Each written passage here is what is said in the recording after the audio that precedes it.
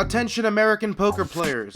Do you want to legally cash out your poker winnings to PayPal? Then head to globalpoker.com and see why it's the fastest growing site for US players.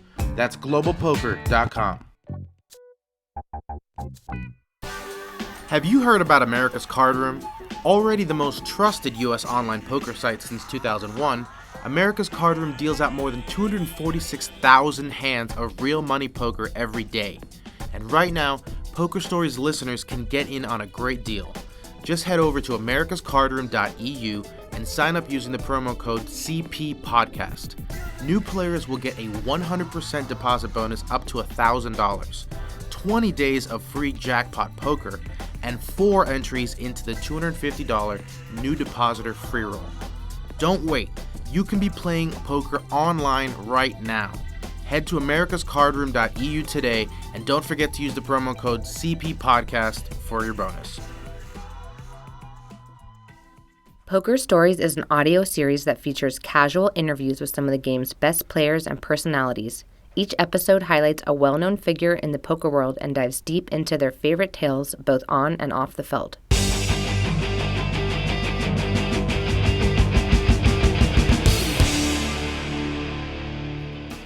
Welcome back to Poker Stories, a podcast brought to you by Card Player, the Poker Authority, and hosted by me, Julio Rodriguez.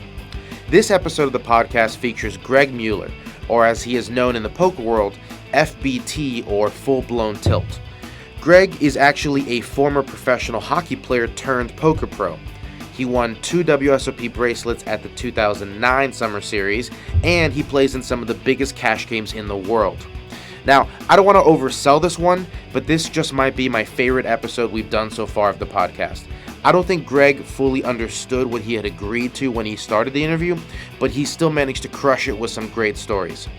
The last third or so of this interview in particular, when Greg starts talking about Phil Hellmuth, features some of the most hilarious can't-miss stories we've ever heard. But I'm not going to spoil them now, and that's enough intro. So here it is, my conversation with Greg Mueller. So Greg, how you been? Good. Yeah, I'm sorry I had to pull you out of a game downstairs. At least you were dragging a nice Badoogie pot while I walked up. Yeah. No, today things are good this morning. It's Monday morning, end of a long week, and I went to the Dodger game Saturday and Sunday, and as most people know, you're on a high right now. Most people know I'm no stranger to betting, and I'm betting my hometown boys in blue, and they hit a walk-off home run in the bottom of the ninth, and it was quite the euphoric atmosphere feeling. And I was at the bike last night when Turner hit the walk-off, and it was everyone's going crazy. Big Dodgers contingent. Yeah, it was crazy, and not only that, but a couple of us bet the run line, which means you got to, if those for you aren't familiar, it means you got to win by 2 or more. Okay. So when you're in the bottom of the ninth, generally you don't win by 2 or more, because once that first run crosses the plate, the game is over. But the only way you can do that is with a walk-off home run, as it was. So it was good for the bets, for the future bets. People have Dodgers to win the World Series. People have them to win the series, the game. Are you a Dodgers fan? Typically, I'm a sports, I love going to baseball playoffs. I love going to big sporting events. Yeah, your Twitter is full of awesome seats and some amazing games. Yeah, I like that's my my crack is what I like to I spend money on good seats. I like to be pretty much in the dugout and watching and seeing what's going on. And so being from Vancouver, obviously the Jays are the only Canadian team. I somewhat like the Jays and the Dodgers and the Angels, but I go to the games of the teams that last the longest, and I've always been a Dodger guy, so now I'm really a Dodger guy, and if they can win the World Series, it'll be lots of fun, and I'll make myself some money. So you're mostly rooting for a good game, or whatever side you bet on. Exactly, and I'm no stranger to betting against the home team, and being the guy that stands up and cheers against. I'm wondering if you're the guy in the crowd last night who's like, a single's no good here. No, because Puig's on second base, and everyone's rooting for a single just to get him in. I'll take the single for sure. Just to win, the Cubbies are a tough team, and just to win the game, win the series, have a chance at the World Series, I wanted the game. But hitting the walk-off home run was gravy train for me. Me and my buddy who both bet it. So having your cake and eating it too. That's good. So you're downstairs playing in a big game. You've been here for a while, or Yeah, I generally am not here at this time unless the Dodgers are going deep in the World Series or the Angels or something, because it's what I like to do. People ask me where I like to go, and I don't really travel too much for poker anymore, to be honest with you. I do the odd poker night in Americas, and other than that, it's Vegas and LA. And what I like about LA is there's 2 hockey teams, the Ducks and the Kings. There's 2 baseball teams, the Dodgers and the Angels. There's 2 basketball teams. There's football. There's a million beautiful there's football. I don't really go to those because I like to watch it on the Sunday couch. 6 or 7 games at once. But there's a million nice places to go to eat. The weather's beautiful. So I love LA because I can play poker during the day and go to games or dinners or find stuff to do at night. Yeah. Whereas, Vegas has nice restaurants and stuff. It's just different. Yeah. I'm an LA guy, a SoCal guy, and right now, don't get me wrong, I love being in Vancouver. I'd be playing on 2-3 different hockey teams and missing the boys back home. But it's raining, and it's, not 90 degrees every day. It's sunny and, Dodger playoff time like it is. You're here, allowed to be a little bit of a snowbird. Yeah, exactly. Yeah. All right, so we're growing up in Vancouver.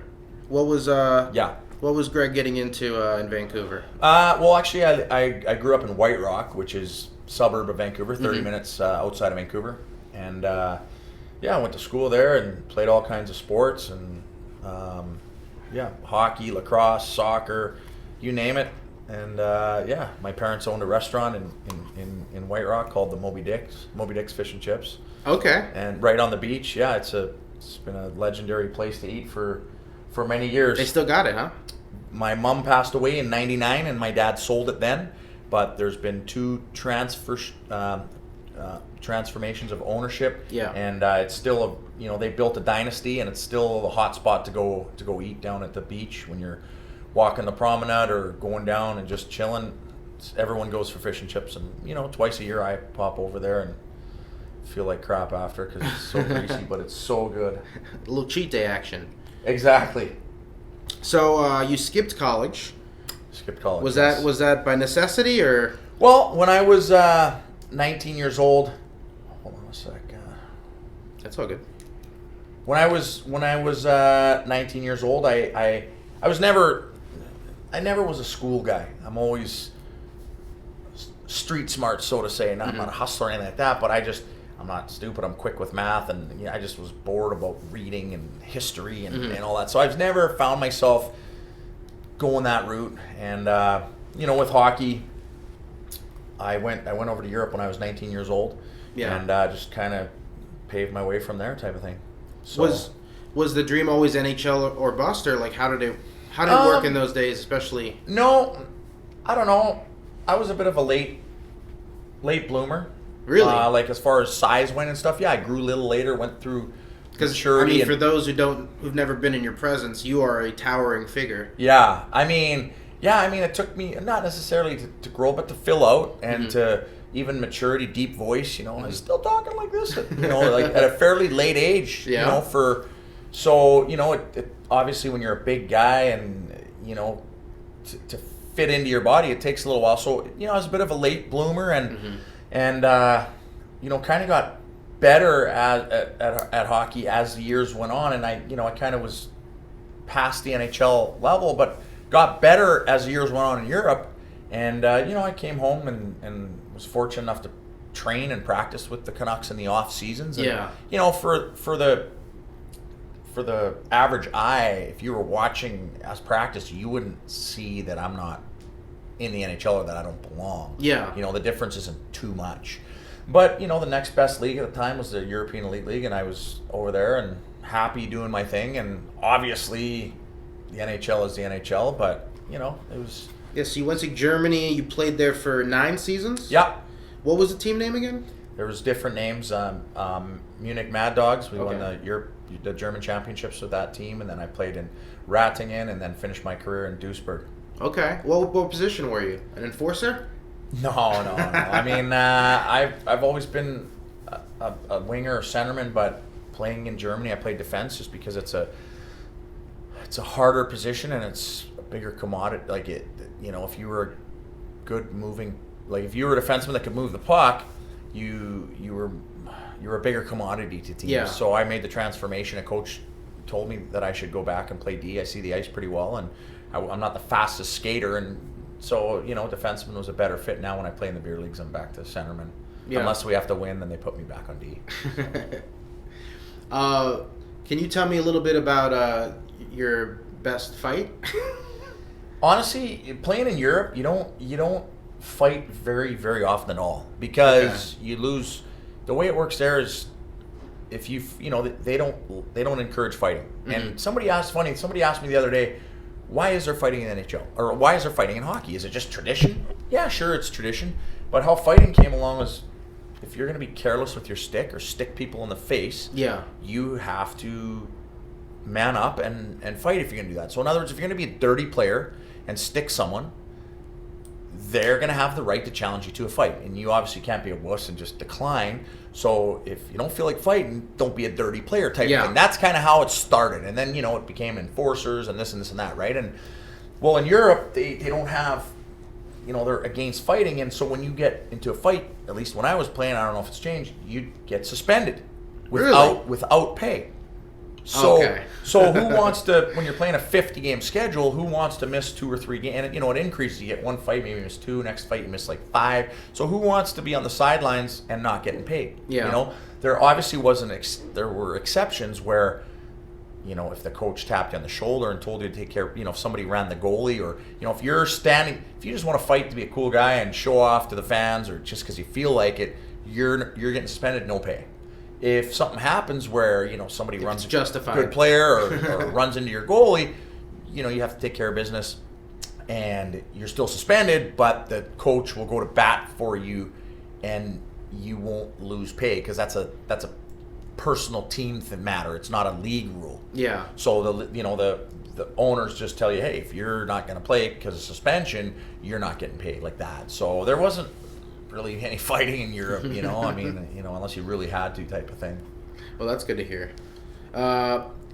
Let's talk about coming back from hockey and deciding what to do with the rest of your life at that point. What were your options, and what were you looking at? Well, I've always been a strategist. I always liked games. I always, I've always liked the rush, and my mom passed away from cancer, and I just basically came home for, I got to see her for a couple days and went to the funeral, and I basically never went back. I just kind of left my life that I had in Europe, apartment full of furniture and everything, and just, that was the end of it. I just kind of retired. I immediately kind of lost the passion to train really hard for it. Hockey's it's obviously, you see the game, but there's so much off ice. Your diet has to be flawless. You have to train hours and hours at the gym. Your cardio has to be perfect. Like, it's such a, you have to, when you get injured, you have to spend hours and hours at rehab and physio. And so, when you're doing that your whole life, and then, when my mom passed away, I kind of just lost the drive, the passion, and just basically retired. Yeah. At a young age, 27, 28 years old, where, you see a lot. Look at Yarmir. Yeah, hockey players play till they're 80. No, I mean, crazy. Not like football, but I mean, the prime, 35 maybe if you're real good. Yager's an exception. He's still playing. Did Yager get on a team this year? On the Calgary Flames. Yeah. Okay. 45 years old. That's crazy. It's insane. I think he was on my Panthers for a while. Insane. But so I was like, well, what am I gonna do? And I kind of met a buddy of mine, Coach Hughes, as he's known by everybody. He kind of took me under his wing, and we went traveling for poker, and he, showed me real quick, you can't tilt or play like this or play like that, or you're not going to last. And I started playing really small, 5-5 limit, 5-10, 10-20, 20-40. But all limit hold'em. All limit hold'em. Because this was before Moneymaker in, what, exactly. 99? Yeah. No, Moneymaker was like 2000. No, I mean like when you started. Yeah, exactly. And I'd get, I'd play a little online, and anytime I kicked it up, I'd go from 20-40 to 30-60. My heart was pounding. It was nervous. Boom, I'd get smacked in the face, jump back down, beat the 20-40 again, go back to 30-60, 40-80, 81-60, over to no limit, play little tournaments, mixed games. But I literally went through the ranks. I didn't just come in some hockey player. Blew through most of the hockey money just from living. Living and you know, you don't ever think that it's coming to an end, and you know it didn't have to. And in hindsight, you know, maybe I regret it a little bit just because the lifestyle was so much fun. You know, doing what you love for a living, playing hockey, being with the guys all the time.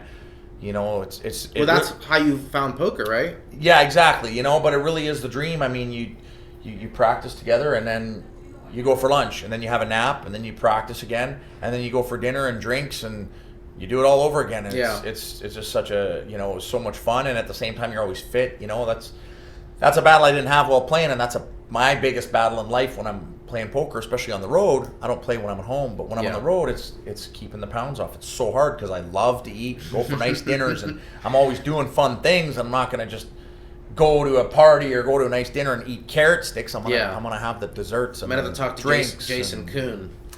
Yeah. I once saw him count the calories on a bottle of vodka. Yeah, I'll never be Jason Kuhn, but you know, I'm trying to avoid being, you know, 400 pounds. So it's a battle. You know, like this morning I was at the gym for an hour and a half, and if I can do that every day and I can kind of curb my sweet tooth a little bit, then I'm okay. But you know, it's also tough because I'm an emotional eater, and when you get torched in the sports or torched at the poker game, you know, it's funny. A buddy of mine always walks by and he goes, "Oh, you're doing well, FBT," and I'm like, "How do you know?" And he goes, "Because you're eating the salad," you know. And when he comes by and I got salads are for winners. 3 mounds of ice cream that I'm eating, he's like, "Oh, I'm not gonna bug you, FBT. You must be getting torched," you know. And sure enough, he's usually right. So. Oh, FBT, that's a good question. That's not a poker nickname, right? It is, yeah, full-blown tilt. Oh, okay. I thought you got it in hockey, and I was like, I don't want to see how tilt came up in hockey. No, hockey, they call me Malsey or Mules, or, you know, the hockey names are always based on your name and last name, and, you know, so. But full-blown tilt, who gave you that and why? Coach gave me FBT, not even really anything to do with poker, because I rarely actually tilt at the table, but just, you know, always trying to always in a hurry, in a frenzy to get somewhere, and, you know, running around here trying to get in the front of the line, and, you know, so he's like, you know, he was like full-blown tilt, and I don't know, he named me that like in my beginning days, and I always put my name up on the board as FBT, and there was times when people didn't even know my name, they just knew me as FBT in the poker world, right? And so just kind of stuck. That's cool. So you discover poker on a hockey road trip. You're playing. You're moving up in stakes. I read an interview that you described the first time you played 100, 200 downstairs here at the Commerce. Okay. And it didn't go so well. Yeah, it might have been 8160.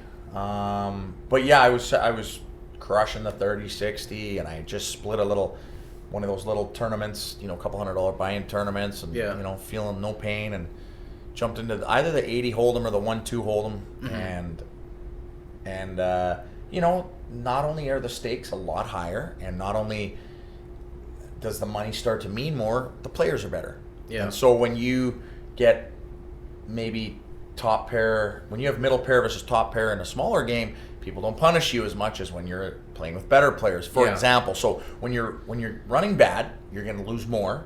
And when you're running good, you're going to win less playing with better players. So, you know, I probably was in a little over my head playing it for the first time, and I was probably not running the greatest. And yeah, I got spanked pretty good, and it kind of ruined my whole trip as far as, you know, financially. Yeah. And then I went, and then it's so hard when you kick down in limits again. I went back to the 30-60. And, you know, the rush is gone. Well, not only that, I'm hitting every hand, and nobody likes to hear a complainer. I'm winning every hand. I'm like, yeah, you know, they're like, it must be nice, you know, 3-4 sets in a row. And I'm like, no, well, you don't understand. I'm up 1,200 here, but I lost 20,000 yesterday. Exactly. You know, so like, big deal. Meanwhile, I'm winning their money. They don't want to hear me talking about it's small money. You know what I mean? But it's just natural. You're making sets, winning $1,200 pots when you're losing the big or $300 pots you're winning, and you just were losing, you know, $5,000-$6,000 pots, right? And so I realized I found myself constantly looking at the bigger game again, and, you know, oh, is there bad players in it? Should I be playing in it? And I wasn't focused on my other games, so I realized that it's time to call the trip a trip, go back to Canada, reset, and come back where the 30-60 meant something again, and I was happy to win pots at the 30-60 and not constantly think, what if this was 1-2, and be constantly staring at the 1-2. You know what I mean? Yeah. So, yeah, my first experience at the 100-200 sent me right back to Canada, more or less. But I want to talk about the goals you had at that time, or even now. You don't play a ton of tournaments. The bracelets are nice. We'll get to those. But like, was your mindset always to get to the biggest game in the room? Because I mean, there are plenty of people who make a good living playing 30-60. Right. It's my mindset's changed a lot. I mean, when I was first in the poker world, I couldn't wait to play. Every day, 20 hours a day. I would land in LA and drop my bags off, and I didn't even unpack a thing, right to the tables. Couldn't wait to peel those cards and socialize and get in pots and just play and play and play and play and play. I'll be honest, I don't really enjoy poker anymore. I've been doing it so long, and just the highs and lows, and it's, I do it for one reason only, and I'm not, and so now it's different. Now I'm a little bit more on the, even though I always have fun and I'm always watching games while I'm playing, I try and make it as enjoyable as I can. Yeah. I'm not doing it for, like, if there's no bigger game, I'm not going to play just to play because I love the poker. I'm going to go find something else to do. Yeah. Whereas so there's no ego involved as far as I got to be the best guy in the room. Or, no. I just, I just want to take the money. I mean, whereas years in past, I just wanted to play, and if there was no big game, I'd play in a small game. I just want to play, and whereas now I'm tired of playing. I'd rather spend my time going to games, going for dinners, hanging out with my friends and family. Yeah. And so I spend less and less time on the road every year. To the point where last year 2 years ago, I was home 10 months of the 12. The only 2 I was gone was in Vegas for the World Series. Yeah. But obviously, if you're not crushing it, you got to put in some more hours, right? So. Yeah, and I want to talk about the games. You can come in. How you doing? What's up? Good. Is this stopper for 1 sec? Yeah, we're good. Oh, you got me a Dodgers jersey? Which one? The Puig 66? White one? Oh, hi. Nice scotch. How much do I owe you? I got it for you. Treat. Thanks, bud. Which one do you got? You got the Turner? They don't have it. They don't have Turner White? No. Yeah, right. They don't, bro. Then I would have got you to got me a Turner White. Oh, they don't have it. Because I was going to wear it for Halloween after that, but it'll be good. Thanks, bud. Need a wig. Like Christmas. I am. I'm going to get a red wig because he made me all the money yesterday. I might go with Turner for Halloween. I'm sure you can get one by then. If not, just go ghetto and just like put some duct tape over the back of Puig and write your own name. Little present. Picked up a package for me. Thanks, Scotch. But he's just doing a podcast, so yeah, you can stick around for a few minutes if you want. And maybe I'll mention Scotty. He's like Turtle sometimes, in the entourage, and he always drives and gets the job done. But he gambles too. He was all over the run line yesterday in Dodgers, and we go to the games and cheer. And Perfect. Turned out good for you guys yesterday. Absolutely. What are we talking about? Oh, the big games. So I want to ask you about the big games because back in 2012, I'll paraphrase, you said, I'm surprised the big mixed games are even going. Where's the money coming from? Money leaves the poker world through sports betting and pit games. Before, poker sites were fueling all of these big games, and now there's no sponsorships, so I don't see how it can continue. But it's still going 5 years later. So why is that? Why are these big high-stakes games surviving? Well, to be honest, they're extremely tough. Yeah. They really are. You can't tilt. You need rest. You got to be focused. I always describe it like this. When you used to play poker, there was, for those that aren't familiar, fish is the terminology of a recreational player. Obviously, a shark's a good player.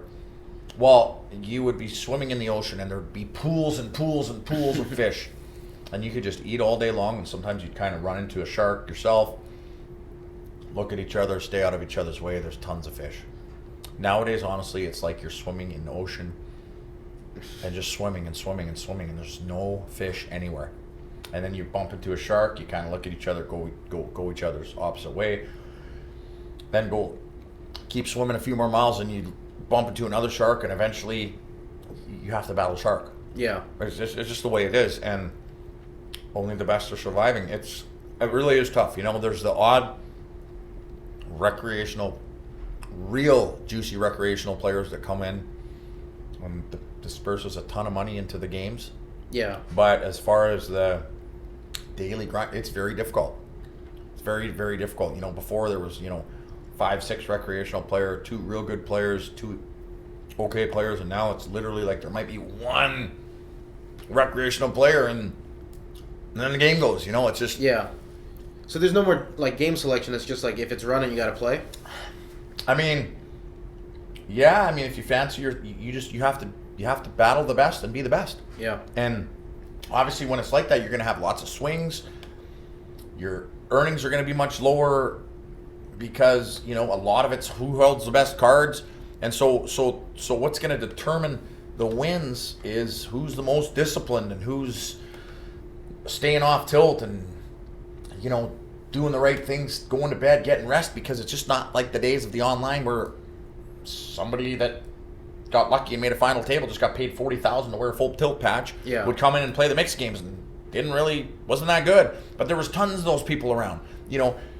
Juicy tournament players that had money and sponsorship deals would sell $100,000 online and someone would give them cash and they'd jump in the big mixed games, and there was just everybody had money. It was trickling down from everywhere. So there was games going all the time. No limit, PLO, mixed limit, just games with good, soft, medium, rec, all kinds of players. And there's still a fair amount of poker, but it's when you're playing 8 games, sometimes 4 games, 5. People don't know all these games, and just the days of finding these, fish, so to say, that just come in and play are pretty much over. It's a tough grind. Well, does that concern you moving forward as you of course, play of course, and the days of just coming in for a weekend and picking up nice packages and heading home and firing, can't really do it as much anymore. You have to put in the hours and let the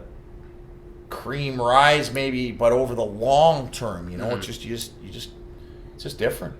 Poker's changed a lot, and maybe the online boom will happen again if it gets legalized, and then maybe it'll open the floodgates a little bit more. But yeah, right now, I mean, you literally know every player at your table, first and last name, all the time. It's not a good time to be a poker player for sure. Let's get back to some tournament news, because you mentioned those juicy tournament players. You yourself were a juicy tournament player for a little while. Mm-hmm. A lot of close calls at the World Series. I remember you lost to Bilarakis, I think. Yeah, my very first one. And another one was a really disappointing second for the poker world, and you, obviously. Against Phil Tom? Against Phil Tom, the guy from the Absolute UB scandal. So what were those close calls doing to your mentality or your psyche back then? Or were you just okay with it? I when you're younger, you're just more resilient, and you're not so much worried about future, setting yourself up financially. You just plan and want to win and competitive, and it obviously you want to win your first bracelet. For a poker player, kind of your put yourself on the map, I guess, maybe, is to win a bracelet or something, right? Yeah. So to get that close and not hit it twice, I was wondering if I was going to be forever the bridesmaid type of thing, right? And so it was disappointing, but, it's a nice payout, and you'd get right back on the saddle the next day playing in, and, everyone would be blowing you, telling you, yeah, good job, congrats, and, bittersweet, blah, blah, blah, the BS. But whatever, you're just back, and you're back at it, and that's what we used to do is on ice, just head to the Rio every day and play what's the next tournament on slate, and and it just So there wasn't this dramatic sense of relief when you did win the first one? Oh, for sure. I mean, I finally won the Cadillac of poker. I won a World Series of Poker gold bracelet. I mean, that's absolutely. And the way things roll in life, you get confidence, swagger, boom, you win another one a week later. Like it's crazy how it rolls, how it works. But I will say that after winning those, I don't care if I win another. I mean, I care, it'd be nice, but I don't play. I play 3-4 tournaments a year during a World Series, or 5, just because. If it didn't happen again, you'd be okay with it? Yeah, I'd be okay with it. I mean, well, can I ask you, where do you keep your bracelets?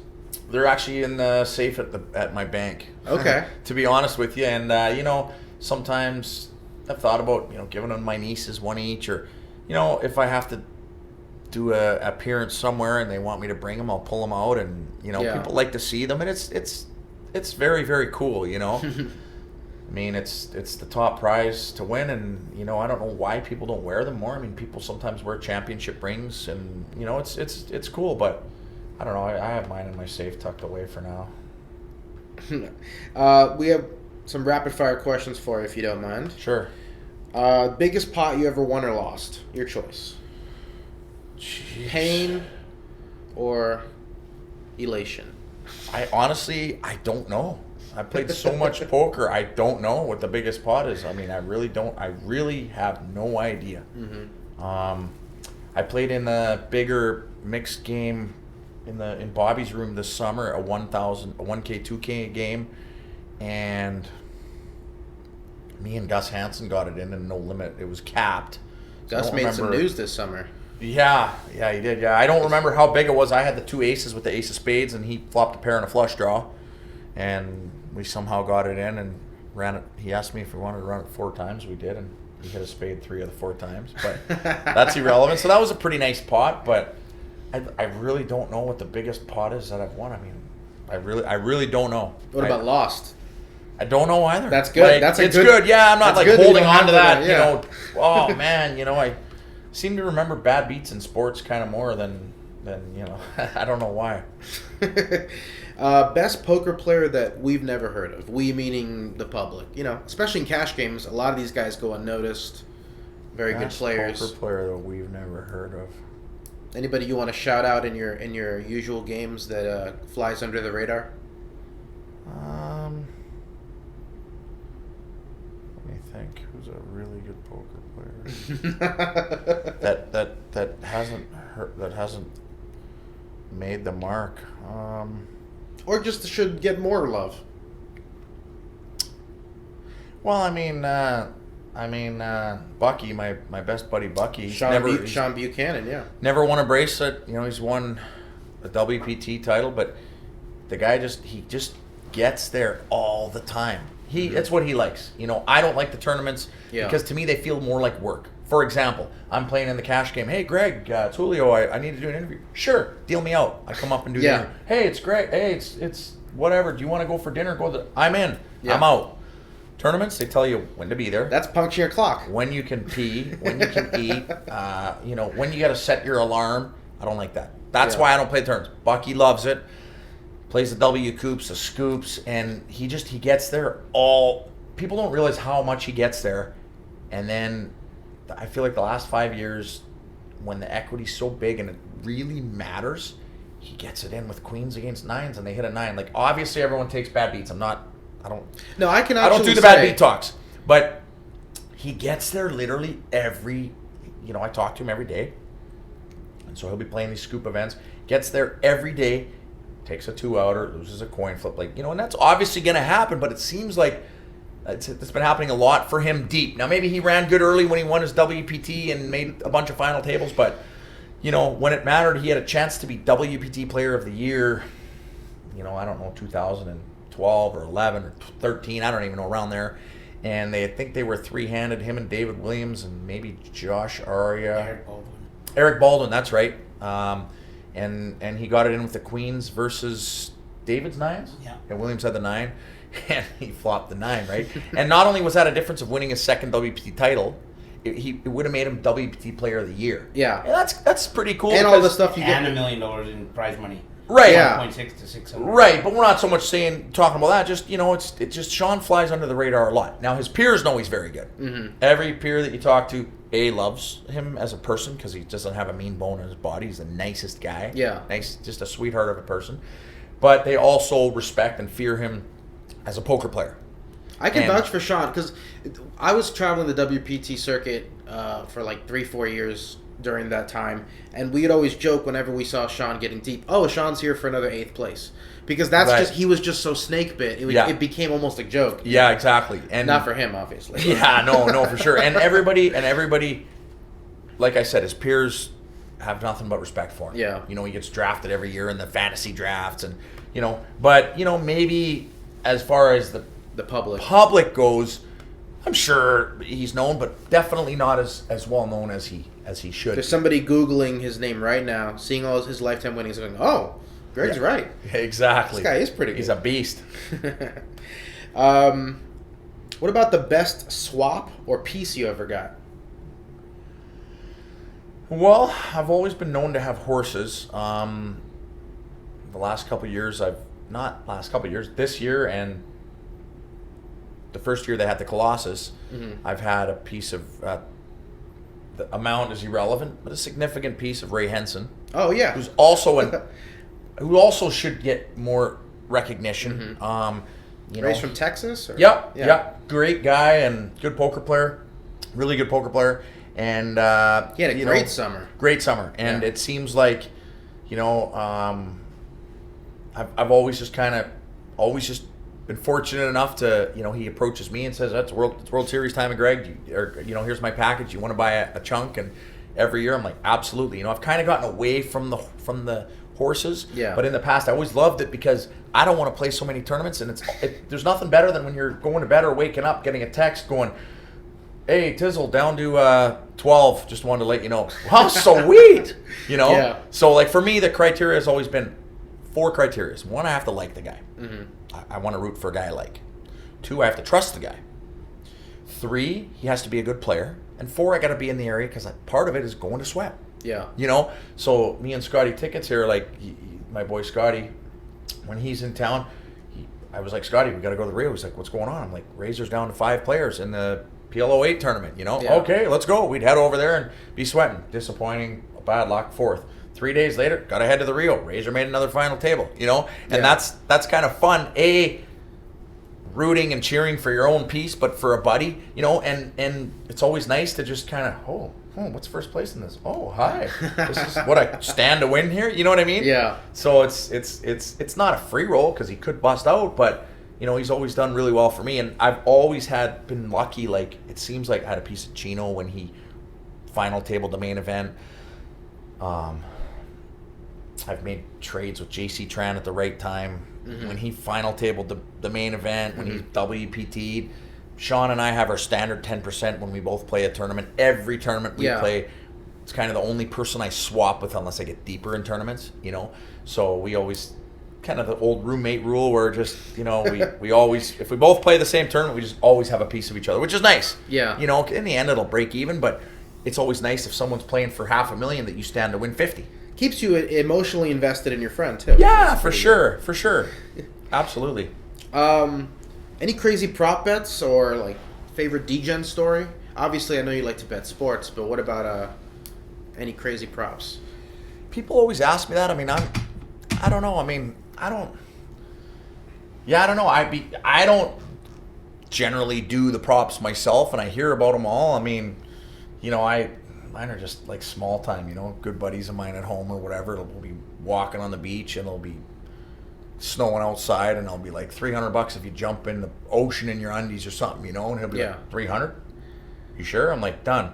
Boom. There he is, Fun Bobby back home, my buddy Wilkes, he always, he'll look at me and he'll go, "How much to eat these slugs?" And I'll be like, "Wow." And I'll be like, "I'll give you $100. He'll be like, 2 for 300. And I'll be like, done. He'll eat these giant slugs or, fun stuff like that. Not so much prop bets, but just, just goofing around. That sounds nothing cool. Antonio style, Yeah.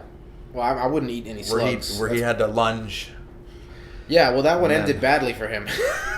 Exactly. I mean, I wasn't sure if you knew, so I just, left it at that. But when you got your headphones on at the table, what are you listening to?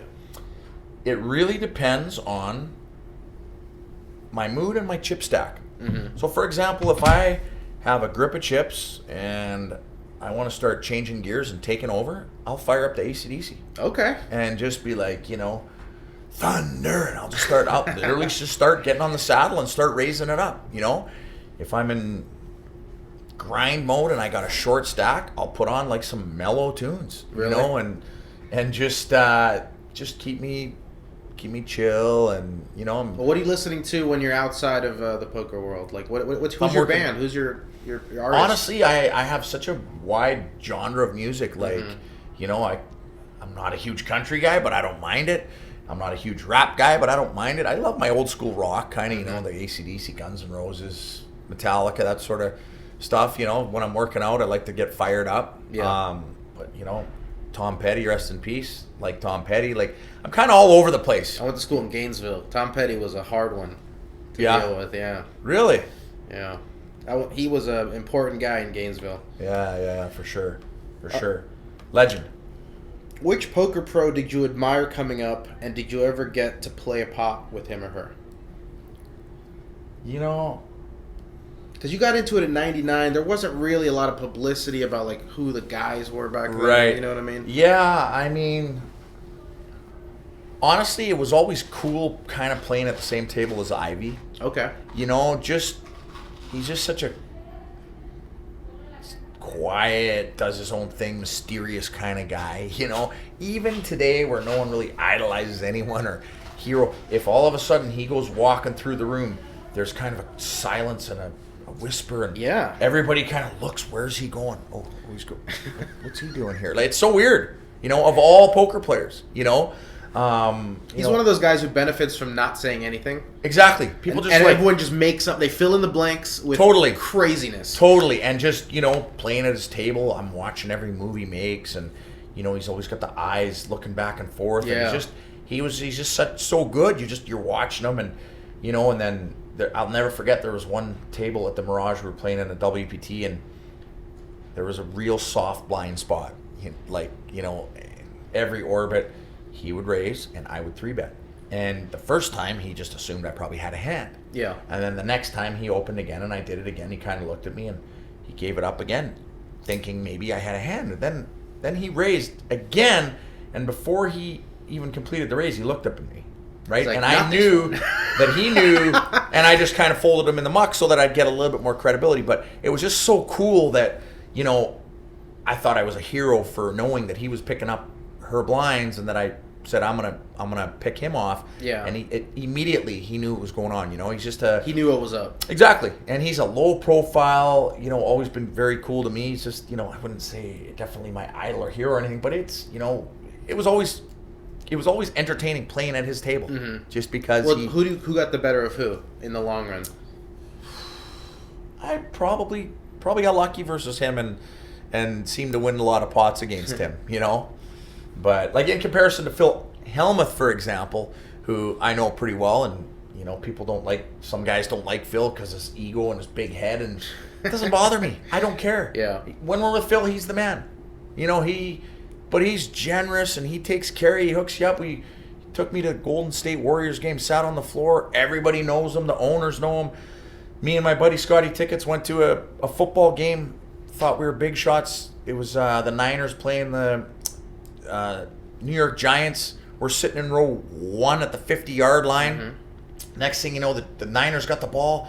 They're on a big punt return. They're running, and as they're running, all the coaches and the other players are running down the sidelines too. They're watching the play, and I look, and there's a guy in a big black coat running on the sidelines, and it's Phil Hellmuth. I'm like, are you kidding me? He's like right beside Harbaugh, running down the sidelines, and I'm like, this is unreal. You know? Yeah. And I call Phil, I'm screaming. He comes over, and I'm like, what are you doing on the sidelines? You know, like, I thought I was the pimp sitting row 1. Yeah. And, you know, there he's he the is. best seat in the house, and he one-ups you. Exactly. You know, and like I said, you know, he's dialed in, and he's always generous, and he won't let you pay. And and if he has a hookup, he'll include you. And whenever we see a helicopter, Scotty says, yeah, every time there's a helicopter, my boy Scotty's always like, oh, there's Phil landing somewhere, you know. And, you know, so it's different. He doesn't get the same respect that Ivey gets. People, I like playing poker with him. Mm-hmm. I always kid him. Come on, seat open, Phil. You know, Phil says. Yeah. You know, Phil gets to pick the games because we like to call him juicy in the live games at times, you know. Is that reputation true, though? Or is it overblown? It's overblown. Phil's a smart guy, but, you know, he plays the mixed games, and he gets frustrated, and we'll be playing 8 games, and he says, okay, I'm playing this game, Phil says, or I'm leaving. And we're like, okay, Phil says, you know. And it's always entertaining playing with him because his drama that he does on TV, he does it in the poker room with no cameras. Yes. Me and him played a 8-hour heads-up match in Ivey's room at the Aria one time, and every hand he'd get up, he'd kick his chair back, he'd he'd walk around saying, I mean, this guy's an idiot. How bad's he playing? I'd be like, Phil, A, why don't you look at all the chips I got of yours? And B, there's no cameras here. You can stop it with the act. But it's not an act. He just gets so emotional. Yeah. Right? And I love Phil, you know? I got people don't realize it's not an act. He just is that emotionally invested in every pot. And his head is, you know, that's the problem. People can't handle, you know, they can't handle his. I have so many good Phil Hellmuth stories that are like unbelievable that people can't even fathom. But it doesn't bother me. Mm-hmm. You know, I have a big ego myself, but I just put it in check when I'm with him, and he's the man when we're together. No problem. You want to share a Phil story? Well, one time, me and Phil were deep in a limit hold'em tournament. Okay. At the Rio, and back when they had Gaylord's, you know that Indian restaurant? Yeah. I don't know if you remember it. They still have it. Do they still have it? Yeah. Okay. Anyways, Phil says to me, good lunch buffet. Well, this was I don't know how it was set up. I think we were maybe down to like 16 or 18. It was fairly deep. Mm-hmm. And he said, FBT, do you want to go for dinner on dinner break? He says, I got the hook up, and I'm like, absolutely. I said, can I bring a buddy of mine? He says, yeah, but nobody else. I said, no problem. So I bring a buddy of mine, and the three of us go right to the back. We got 3 waitresses, our own cook. I mean, it's pretty much a smorgasbord set up for Phil, myself, and my buddy. No waiting. I mean, the dream setup. So I'm sitting there with my buddy, and Phil's pacing around like he does on the phone. And he's talking to his wife. Mm-hmm. And he's playing unbelievable. It's scary how in the zone he is and whatever. I'm not really paying attention to what he's saying. But, you know, he's talking about somebody, I feel like, for a long time. And then finally it dawns on me, he's talking about himself to his wife in third person. You know? And like, but the funny thing is, it doesn't bother me at all. I don't think it does. It just doesn't change. It's just who Phil is. Oh, man. You know? And it doesn't bother me at all. I mean, it's other people would bother them, you know? I don't know how that could bother you. That's wonderful. To me, it does. It's hilarious. That's you know? so funny. You know, and I mean, there's a gazillion of me and Mattisau and Phil were playing Chinese poker. Isn't his wife a psychiatrist or something? You know, I don't know. Psychologist? I've met her. Yeah, I think so. Yeah. She's something like that. Oh, we always say how patient can she be? You know, or put up with Phil, but oh yeah, one time we were playing Chinese poker at his house. We had just gone to the Golden State Warriors game. Yeah. It was me, Mattisau, and Phil were playing, and Sean Buchanan was sleeping on the couch. He's not a Chinese poker guy. We're playing, I think, Chinese. I don't know if it was just straight Chinese or what we're playing, but yeah. The commentary, the whining, the needling was so funny. Sean, all of a sudden, he'd be like, and he'd hear a comment, and he'd be like, all of a sudden, did I just hear that? And then we'd look up, he goes, you guys are legends. And then all of a sudden, he'd be like 20%, and he'd wake up. But anyways, Phil is the funnest guy to tease. Me and Mattisau are just nonstop. Phil said we're playing at the latest till 4 a.m. because he had some appearance he had to do at like noon. And our flight was after Bay 101 tournament, and we had a private jet that we were Savage had set up for a few of us players, and we were taking it back to Vegas, I think at 11. And Phil's appearance was right around then. So we were like, why don't we just play till 11, Phil? We'll go right to the flight. You'll do your thing. He goes, no, I need sleep for this. Very important. Well, Phil's stuck, and he's on tilt, and he's losing. Me and Mattisau are laughing, needling, and jokes, and it's literally 4 a.m. Phil loses his Chinese hen. It's his house. We're in Palo Alto. He gets out of his chair, walks up halfway through the stairs. Honey, you're not going to believe what these guys are doing. They play so bad. Phil, it's 4 a.m. I'm trying to sleep. Shut up, she says to him. And he comes running back down the stairs like, finally, he runs back up. He goes, honey, don't worry about my alarm. I'm sleeping till my I'm playing till my public appearance fee. These guys are so bad.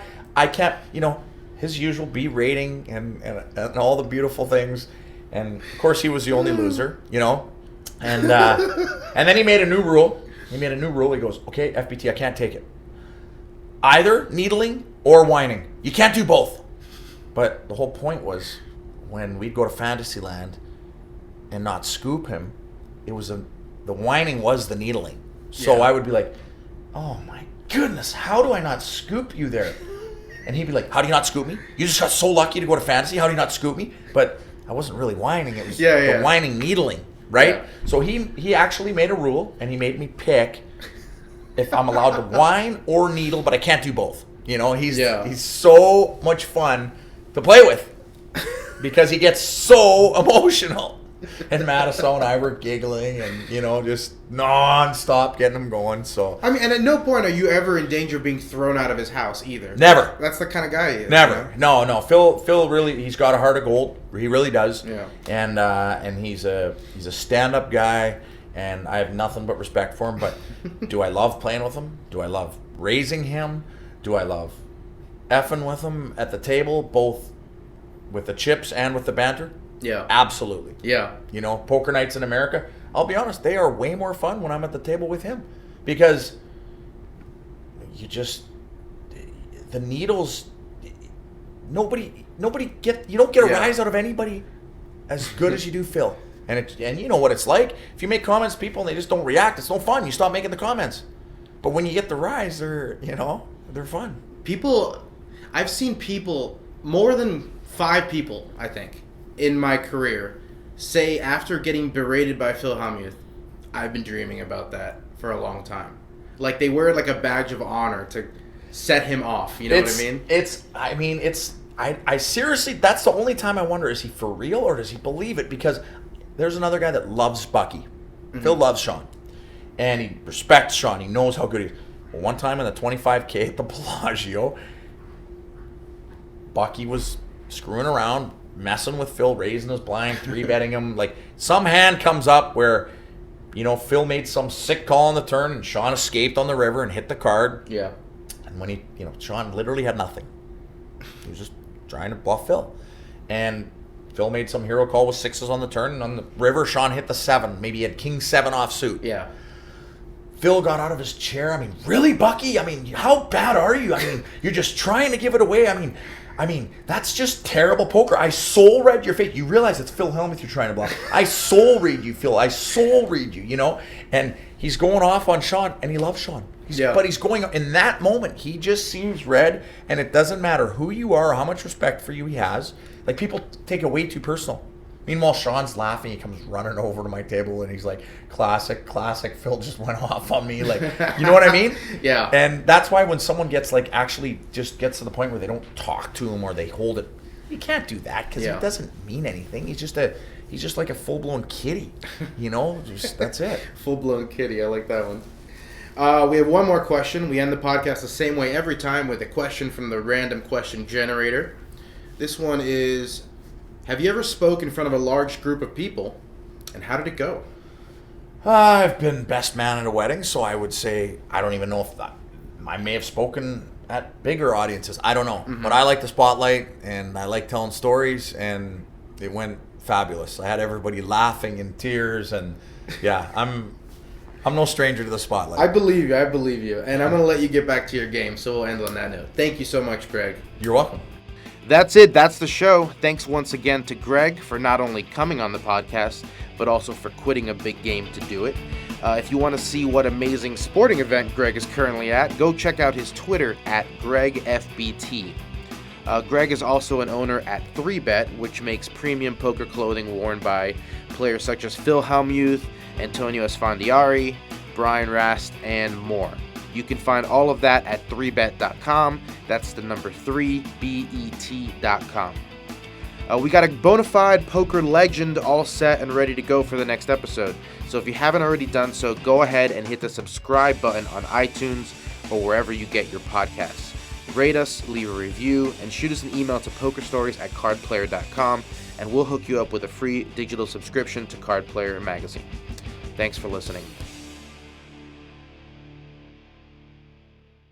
Attention American poker players! Do you want to legally cash out your poker winnings to PayPal? Then head to globalpoker.com and see why it's the fastest growing site for US players. That's globalpoker.com.